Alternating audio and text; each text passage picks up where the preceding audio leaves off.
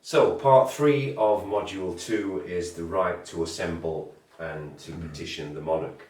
So the topics covered today will be lawfully follow your conscience. The Bill of Rights, 1688, is the legal authority of those governing today. Lawful precedents, ancient and indubitable, as well as legal precedents to petition those governing without reservations. BOR 1688 includes to replace those governing when no longer fit for purpose. The BOR, or the Bill of Rights 1688, is beyond the authority of both those governing as well as the courts. And again, will provide further resources. So fear is the tool to control, Mark, which equals alarm and distress, which again is a breach of the peace. Absolutely. Anything that causes alarm and distress, breach of the peace. So all humans have got the natural right to freely go about their lives according to their conscience without unlawful interference from another. And equally, lawfully, you can only do certain things, and we've covered that when we were looking at our own rights. But it's a very important topic though, isn't it? Is it do what's right by your conscience? Absolutely. For example, telling a lie is going against... Unconscionable. Exactly. Yeah. And that's the foundation of all equity. Yeah. The rules of equity. Fundamentally, anything that's unconscionable is unlawful. So, again, we covered this in more detail previously. The Bill of Rights is the legal source of those governing still today. This creates legal obligations on them. And those governing, if we remember, that Parliament assembled is meant to represent the will of the people, and that then authorises Her Majesty's government to enforce the will of Parliament. So in theory, Her Majesty's government is meant to be enforcing the will of the people. However, we've discussed it doesn't work like that, because we're not equally represented, and they have party politics and they follow party whips and things like that. So it's actually an unlawful form of government immense, because we're not all equal.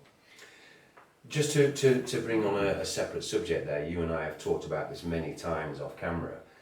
When it comes to looking at the application of justice for people who have done so many wrongs over the course of the last year or so, you and I were saying is that we have to a certain extent, be relatively forgiving, because as we say, everything about the law is actually practicing rights and customs. And rather sadly, people who've not understood the law, they've allowed the law to be almost misused against them. Absolutely. But therefore, that is still your responsibility, isn't it? It's your responsibility, so therefore you can't always apportion blame. As much as there is a lot of emotion and anger for people who we know have deliberately caused harm, at the end of the day, by your lack of knowledge, you've basically allowed that to become a custom. To say, well, what goes on in Parliament is not our business, when it actually is. And, you know, by accepting that the police are generally considered to be a higher authority is not true either. And we've seen this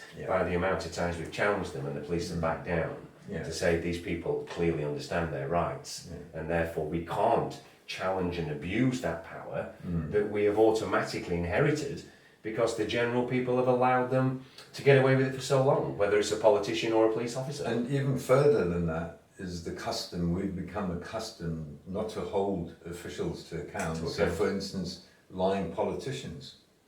The custom was that we expect them to tell lies, so that needs to stop. It's just the same with the media, isn't it? You know, we know that the media are telling lies to us, but we say, well, don't believe everything you read in the papers. Absolutely.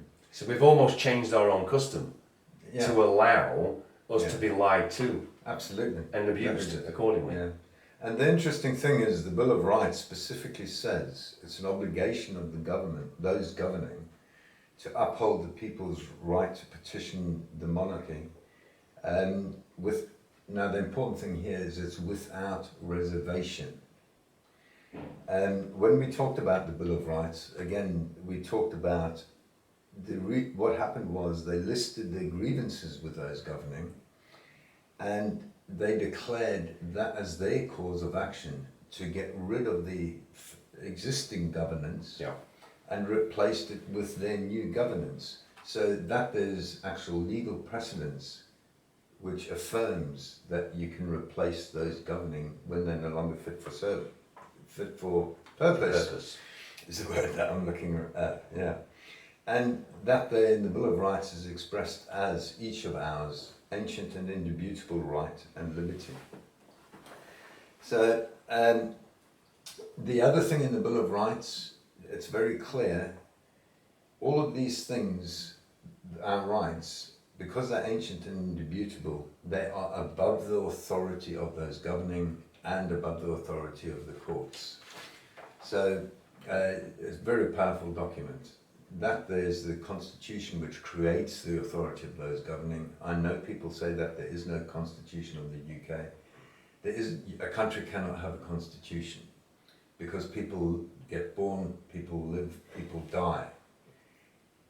It's a constitution of how we will be governed. And it needs to be movable as new knowledge comes available to us. It needs to be adaptable and grow up. It needs to be adaptable, absolutely.